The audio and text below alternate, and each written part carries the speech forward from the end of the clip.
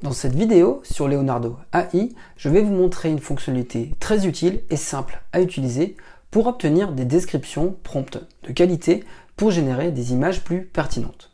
Cela afin évidemment de réussir à obtenir l'image que nous avons à l'esprit ou en tous les cas la plus proche possible de nos souhaits.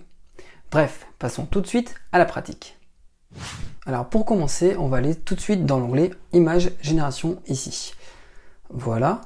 Et directement ici pour commencer, je vais d'abord taper un premier prompt tout simple. Par exemple, c'est que je vais vouloir une image où j'ai un enfant qui va jouer dans sa chambre. Donc là, je vais coller ici le texte que j'ai mis évidemment en anglais.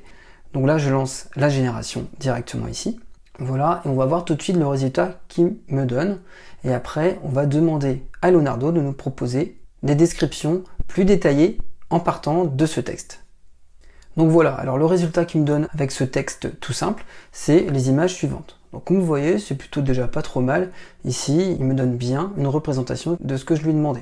Évidemment, on pourrait ici avoir des images très différentes les unes des autres. Donc si je veux avoir une description plus détaillée, mais directement proposée par Leonardo, on va cliquer directement sur le bouton ici qui s'appelle Prompt Génération ici. Voilà. Donc, on va coller notre texte ici de nos idées de base à cet endroit. Donc là, je colle la même idée, c'est-à-dire a child playing in his room. Et là, vous allez pouvoir choisir si vous voulez avoir deux propositions, 4, 6 ou 8. Donc là, je vais en laisser 4. Et on va simplement cliquer ici sur Ideate. Et là, il va nous proposer de nouvelles descriptions en partant de mon texte tout simple ici. Voilà. Donc là, il m'en a bien proposé 4 ici. Donc là, si je prends par exemple, donc là, je vais bien la souligner pour l'avoir en français avec Google Trad. Donc là, il me propose par exemple un jeune garçon est assis, les jambes croisées sur le sol de sa chambre, entouré d'un assortiment coloré de jouets et de livres. La lumière du soleil pénètre par la fenêtre, projetant une lueur chaleureuse, etc. Donc là, c'est vrai que vous avez vu tout de suite, c'est beaucoup plus précis et on va voir tout de suite ce que ça donne en comparaison de la première génération qu'on a lancée avec l'idée toute simple. Donc là, je vais cliquer directement sur Generate. Alors, à savoir que si vous voulez l'éditer, modifier quelques petites choses dedans avant de la générer, il vous suffit de cliquer sur la petite flèche et de cliquer sur Edit.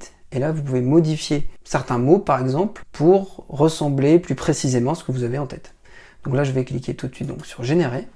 Et voilà, on va voir tout de suite le résultat que nous avons avec cette description beaucoup plus précise. Donc voilà le résultat. Donc on retrouve bien ici les caractéristiques qu'on avait dans notre prompt en haut, c'est-à-dire un garçon qui était assis, les jambes croisées, qui est entouré de nombreux jouets et livres avec des couleurs différentes. Voilà, c'est surtout des jouets qu'on a dans ce cas-là. Et on a la lumière en fait aussi de la fenêtre qui ressort, on le voit notamment ici. Voilà, donc là, dans ce cas-là, je vais retourner sur le prompt génération ici, et comme vous voyez, j'ai encore évidemment bien d'autres propositions juste en dessous, et qui sont bien différentes. Donc je vais prendre la deuxième, on avait ici aussi, dans une pièce remplie d'imagination et d'émerveillement, un rire d'enfant résonne sur les murs. Donc là, ça n'a plus trop à voir avec notre idée de départ.